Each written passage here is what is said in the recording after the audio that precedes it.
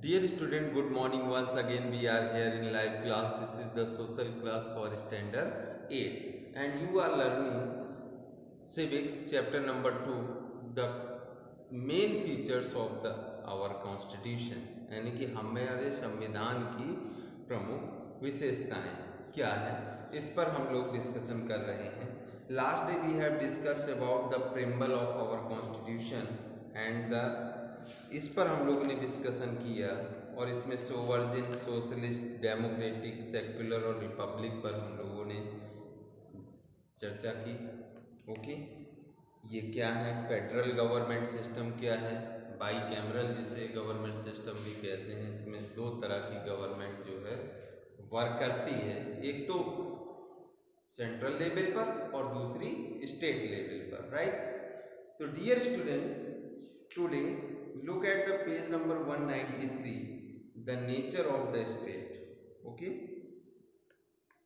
look at here heading, the nature of state or the kind of government India will have. यानी कि जो किसी भी देश का की प्रकृति क्या है, मतलब नेचर, स्वभाव क्या है, या गवर्नमेंट का नेचर क्या है, इंडिया विल हैव, जो गवर्नमेंट भारत में है, is defined by the following word used in the preamble. वो जो है इन शब्दों के द्वारा जो है डिफाइन की जा सकती है. जैसे हम लोगों ने कल सोवर्जिन, सोशलिस्ट, सेक्युलर, है ना. सोवर्जिन का मतलब कंप्लीटली इंडिपेंडेंट, है ना, स्वतंत्र. सोशलिस्ट सामाजिक, सेक्युलर धर्मनिरपेक्ष, लोकतांत्रिक, एंड गणराज्य है. The word socialist and the secular were inserted in our constitution by the 42nd amendment in 1976. यानी कि इस सोशलिस्ट और सेक्युलर, ये जो है 42वें संविधान संशोधन में 1976 में हमारे संविधान में जोड़े गए. अब the objective of the state, यानी कि किसी भी कंट्री का उद्देश्य क्या होता है. Read through the preamble again. Look at the page number 194. Read through the preamble again. In lower part of the text, the objective of the state are listed. अगर हम preamble के नीचे अगर हम ध्यान देंगे, नीचे वाले पार्ट को हम लोग जो है पढ़ेंगे ध्यान से, तो उसमें लिखा है कि in the lower part of the text, the objective of the states are listed. यानी कि किसी भी देश के क्या उद्देश्य होने चाहिए, इनके ये जो है बताया गया है, ये दिया गया है. The state assures the citizen of India justice, liberty, equality and fraternity. यानी कि द स्टेट एश्योर्स, यानी कि जो देश है वो ये विश्वास दिलाता है of the citizen of India, यानी कि भारतीय नागरिकों को ये विश्वास दिलाता है कि यहाँ पर सबके लिए जस्टिस, न्याय, लिबर्टी, स्वतंत्रता, इक्वलिटी, समानता, और फर्टिनिटी का मतलब भाईचारा. यानी कि यहाँ के सभी नागरिकों में सबके लिए जो है न्याय की व्यवस्था, सब लोग न्याय के दृष्टिकोण से सभी लोग समान हैं, सभी लोगों को सब काम करने की स्वतंत्रता है, सभी लोग समान हैं, इक्वल हैं, और यहाँ पर जो है भाईचारे की भावना है. ठीक है, ये मतलब कॉन्स्टिट्यूशन के प्रेम्बल में नीचे जब आप आएंगे तो वहीं पर लिस्टेड दिया गया है. ओके, तो justice, look at the justice. Our constitution seeks to give every citizen what they are entitled to by establishing and equitable and just society. Our constitution seeks to give every citizen, हमारा जो संविधान है उसमें हर नागरिक को, नागरिक के लिए वो बाध्य है कि व्हाट दे इंटाइटल्स, यानी कि सबको किस न्याय मिले, इसके लिए हमारा कॉन्स्टिट्यूशन, संविधान बाध्य है. And equitable and just society, समाज में सबको न्याय मिले, इस बात के लिए वो पूरी तरह से क्या है, बाध्य है. यानी कि संविधान के द्वारा हमारे लिए समान न्याय की व्यवस्था की गई है. यानी कि कोई भी ऐसा नहीं है कि कोई बड़ा है, अमीर है, गरीब है, हिंदू मुस्लिम, इसको देखते हुए किसी भी तरह का पक्षपात न्याय देने के लिए न्यायालय हम हम लोगों को इस तरह का भेदभाव करे। लिबर्टी का मतलब स्वतंत्रता, लिबर्टी मीन्स फ्रीडम, हम लोग स्वतंत्र हैं। Our constitution protects our freedom, और हमारा संविधान हमारी स्वतंत्रता की रक्षा करता है। टू थिंक एक्सप्रेस ओवर से, है ना, यानी कि सोचने की, अपने एक्सप्रेशन को एक्सप्रेस करने की, our self, to follow any faith and to practise any form of worship, यानी कि हम लोग किसी भी तरह के रीति रिवाज को मान सकते हैं, इसकी स्वतंत्रता हमें दी गई है। और किसी भी तरह के फेथ, विश्वास, practice any form of worship, किसी भी तरह की पूजा पाठ इत्यादि हम कर सकते हैं। इस बात की स्वतंत्रता हमारे संविधान में के द्वारा हमें दी गई। Equality, all citizens are equal before law and have equal opportunities. Our constitution prohibits discrimination on the basis of religion, race, caste, sex and place of birth. This provides every individual and equal opportunity for the development. All citizens are equal. यानी कि संविधान में ये वर्णित है कि सभी जो है लोग जो है क्या है, बराबर है। एंड हैव इक्वल अपॉर्चुनिटीज, और सभी को समान अवसर प्रोवाइड किए गए हैं। Our constitution provides discrimination on the basis of religion, हमारा जो संविधान है वो जो है प्रोवाइड्स, यानी कि पूरी तरह जो है विरोध करता है कि किसी भी तरह का भेदभाव धर्म के नाम पर, वर्ण के आधार पर, जाति के आधार पर, लिंग के आधार पर और जन्म स्थान के आधार पर किसी से भी किया जाए। This provides every individual and equal opportunity for development, ये जो है हर व्यक्ति को यानी कि विकास करने का और विकास करने के लिए समान अवसर प्रदान करता है। फर्टिनिटी देखिए, फर्टिनिटी का मतलब होता है हिंदी में भाईचारे या बंधुत्व, विश्व बंधुत्व की भावना, है ना। तो ये कहते हैं ना हम लोग, तो फर्टर्निटी का मतलब है विश्व बंधुत्व की भावना। Given the diverse culture of our country, give यानी कि हम जानते हैं कि हमारे देश में जो है जो संस्कृति है वो विविधताओं से भरी हुई है, हमारे देश की संस्कृति।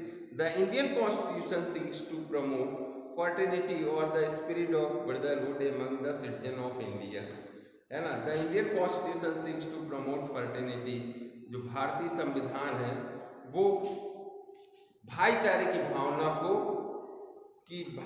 स्पिरिट को और ब्रदरहुड यानी कि जो among the citizen of India, वो हमेशा लोगों में भाईचारे की भावना को बढ़ाने के लिए भाईचारे की भावना का विकास करने के लिए काम, भाईचारे की भावना की बात करता है कि लोगों में भाईचारे की भावना हो, विश्व बंधुत्व की भावना हो।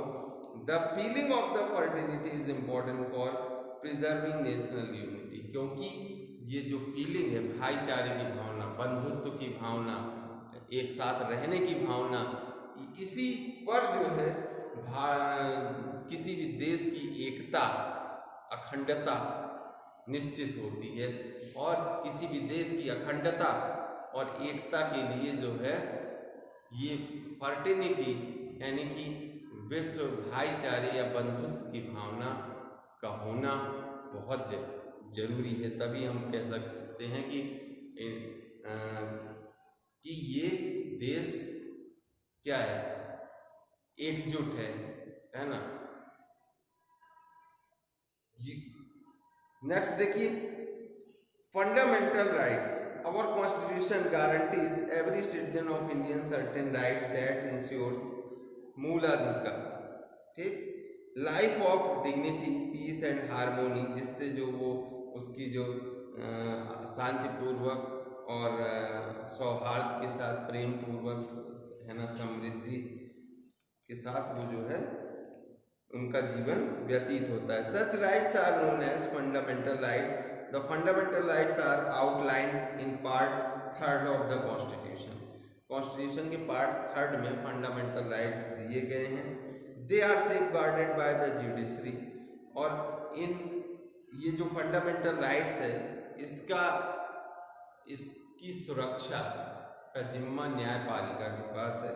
न्याय in case any of rights are violated, यानी कि किसी भी तरह का ये जो अधिकार है वो तोड़ा जाता है, इन अधिकार का हनन होता है, तो the citizen can move the court of law for their protection. तो वो जो है किसी के इस तरह के जो है मूल अधिकारों का अगर हनन होता है तो वो व्यक्ति जो है न्याय पाने के लिए न्यायालय में कि प्रोटेक्शन, अपनी court of law for their protection, अपने बचाव के लिए कोर्ट में जा सकता है। The constitution outline 7 fundamental rights. Constitution में 7 मूलाधिकार दिए गए हैं। Okay, right to freedom, right यानी कि स्वतंत्रता का अधिकार। The constitution guarantees certain freedom. Number 1 देखिए, राइट टू फ्रीडम है, तो the constitution guarantees certain freedom to every citizen of India. These are chiefly the right to. Okay, ये मुख्य जो है अधिकार है, क्या है? फ्रीडम। अब राइट टू फ्रीडम, स्वतंत्रता में भी किस किस तरह की स्वतंत्रता दी गई है? ये नहीं है कि किसी को जहां चले जा रहे हैं और 2 झापड़ मार दो, that is not a right. Okay, स्वतंत्रता कहाँ तक है, किस किस चीज की स्वतंत्रता है? देखिए, freedom of speech and expression, यानी कि बोलने की और अपने भावों को व्यक्त करने की स्वतंत्रता है। असेंबल पीसफुली विदाउट आर्म, कहीं भी जो है बिना अस्त्र शस्त्र के एक जगह इकट्ठा होने की छूट है, स्वतंत्रता है। फॉर्म एसोसिएशन एंड यूनियंस, किसी भी संगठन और को फॉर्म करने की जो स्वतंत्रता है। Move freely with in the territory of India, यानी कि भारत के किसी भी पार्ट में, यानी कि क्षेत्र में या राज्य में घूमने की स्वतंत्रता है, यानी कि जाने की, रहने की, बसने की, ये पूरी तरह से छूट है। प्रैक्टिस एनी प्रोफेशन, किसी भी तरह का व्यवसाय चूज करने की स्वतंत्रता है। और कैरी ऑन एनी ऑक्यूपेशन, किसी भी तरह का व्यापार करने की छूट है। ट्रेड और बिजनेस, यानी कि व्यापार और बिजनेस करने की, इस तरह की जो है हमें स्वतंत्रताएं दी गई हैं। However the state may restrict the right to freedom in the interest of public order and to protect the sovereignty and integrity of the country. Right, किसी भी देश की सोवर्जिनिटी और इंटीग्रिटी को बढ़ाने के लिए क्या करने के लिए कभी कभी जो है स्टेट गवर्नमेंट जो है कुछ रिस्ट्रिक्शन लगाती है, राइट, स्वतंत्रता में। राइट, दूसरा आता है राइट टू इक्वेलिटी, समानता का अधिकार। तो the right to equality guarantees every citizen to Indian equality before the law and equal protection of the law. No citizen can be discriminate against on ground of religion, race, sex, caste और place of birth. Article 17 abolishes untouchability and prohibits its practice in any form. The Constitution also forbids the state for conferring any title except military and academic ones on the citizen of India. The right to equality guarantees, आप लोग we have discussed a lot about this, कि हमें संविधान में समानता का दर्जा दिया गया है। राइट अगेन एक्सप्लॉयटेशन, यानी कि अगर कोई हमें जो है परेशान कर रहा है, ठीक है, प्रताड़ित कर रहा है, तो उसके खिलाफ अधिकार है। The right against exploitation is defined in article 23 and 24 में इसको डिफाइन किया गया है। This fundamental rights forbids human trafficking, है ना, मानव तस्करी एंड फोर्स्ड लेबर, और बंधुआ मजदूरी पर जो है उसमें बैन लगाया गया है। Fundamental any violation of this provision is punishable offence, और अगर कोई जो है इस तरह का जो है वायलेशन ऑफ दिस प्रोविजन, इस कानून का उल्लंघन करता है, तो वो जो है एक दंडनीय अपराध है। It also prohibits the employment of children below 14 years of age in factories, mines and other dangerous jobs. और ये जो है it also prohibits, ये जो है संविधान आर्टिकल 23 और 24 में ये भी जो है कहा गया कि 14 साल से कम की उम्र के बच्चों को, है ना, एम्प्लॉयमेंट यानी कि ऐसे जो है रोजगार देना, ठीक है, और बिलो जैसे फैक्ट्रियों में, खदानों में और अदर जो है डेंजरस जॉब और जो खतरनाक जो है काम है, ऐसे काम में जॉब देना यानी कि नौकरी पर रखना पूरी तरह से बैन है, यानी कि उस पर पाबंदी लगाई गई है। ओके, तो ये है राइट अगेंस्ट एक्सप्लॉयटेशन, राइट। तो इस तरह से आपने देखा कि right to freedom, right to equality and right to exploitation. Now come to the next, right to freedom of religion, है ना, कि धर्म की किस तरह से स्वतंत्रता दी गई है। Under the right to freedom of religion the constitution states that all citizen of India shall have the right to freely profess, practise and propagate any religion, यानी कि किसी भी तरह का के धर्म का पालन करना, उसकी प्रथाओं को मानना और प्रोपोगेट एनी रिलीजन, किसी भी तरह किसी भी धर्म को मानना, ठीक है, में विश्वास रखना, इन सब चीज़ों की छूट दी गई है। कोई भी व्यक्ति किसी भी धर्म को अपना सकता है और उसे छोड़ सकता है। Right, every religious community shall have the right to establish religious institution, और हर जो है धर्म को, धार्मिक समुदाय को जो है इस बात की स्वतंत्रता दी गई है कि वो अपने जो है रिलीजियस धार्मिक संस्थानों की स्थापना कर सकते हैं, जैसे कि मंदिर, मस्जिद, गुरुद्वारे एक्सेट्रा, है ना, तमाम तरह के बनाए जाते हैं, आश्रम, ये सब बनाने की छूट सबको है। No religious institution shall be provided in state run educational, no religious instruction shall be provided in a state run educational institution, किसी भी तरह का धार्मिक no religious instruction shall be provided in a state run educational institutions, यानी कि अगर कोई भी जो है धार्मिक संस्थान अपने जो है शैक्षिक संस्थानों को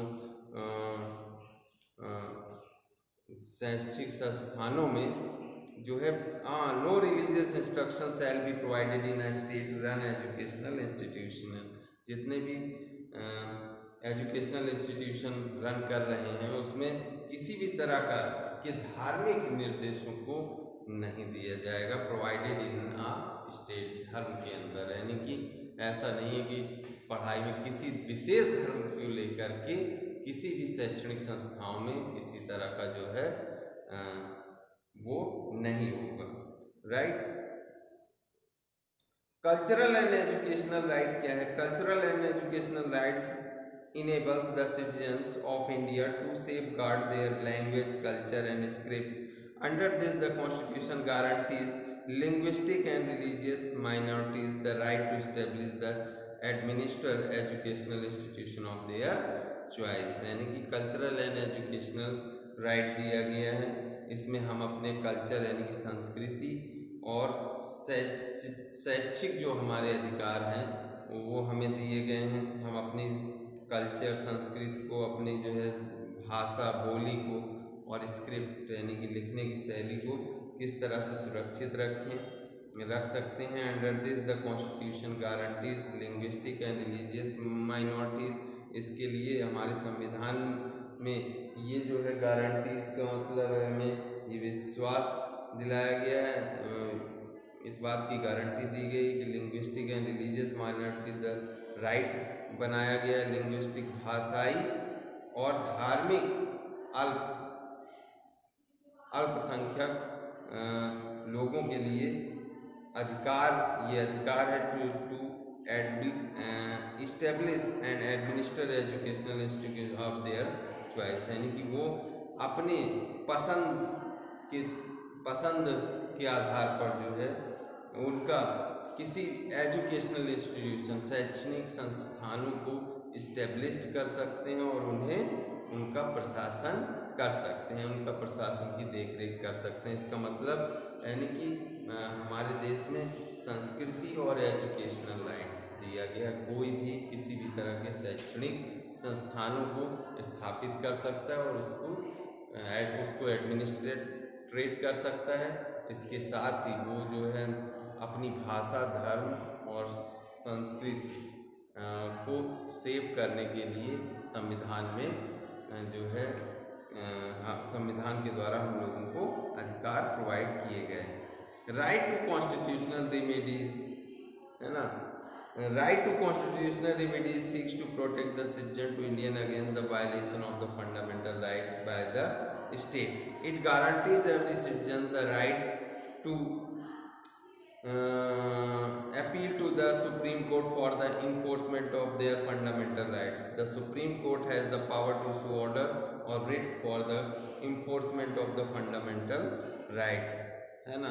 यानी कि राइट टू कॉन्स्टिट्यूशनल रेमेडीज, यानी कि इस संवैधानिक सुधार का अधिकार, यानी कि संविधान में अगर किसी भी तरह के सुधार की ज़रूरत है, राइट, तो वो जो है हम लोग अपनी बात कह सकते हैं और फिर वो एक प्रोसेस के थ्रू जो है उस तरह से उसमें सुधार किया जा सकता है। Right to education, the right to education aims to provide free and compulsory education to all children between 6 and 14 years of age. यानी कि राइट टू एजुकेशनल का एम क्या है कि ये जो है free and compulsory education provide करता है ऑल द 6 से लेकर के 14 ईयर्स तक के बच्चों के लिए, है ना। निःशुल्क शिक्षा की व्यवस्था की गई है, ये हमारा मूलाधिकार है। इस तरह से 7 हमारे मूलाधिकार हैं। अब आइए सिग्निफिकेंस ऑफ फंडामेंटल राइट्स, है ना, क्यों ये फंडामेंटल राइट्स हमारे लिए जो है महत्वपूर्ण है। The fundamental right protect the liberty and safety of all the citizen of the country.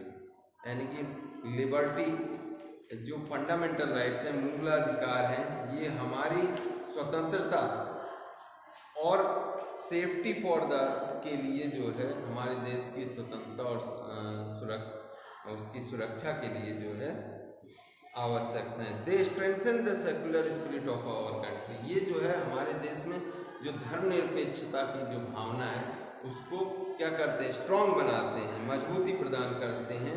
They safeguard the interest of the minorities and weaker section of the society. ये ऐसे लोगों के जो है हित को ध्यान में रखते हैं जो माइनॉरिटीज एंड वीकर सेक्शन, समाज के कमजोर वर्ग के लोग और अल्पसंख्यक वर्ग के हितों के लिए जो के हितों को सुरक्षित रखने में सहायक है।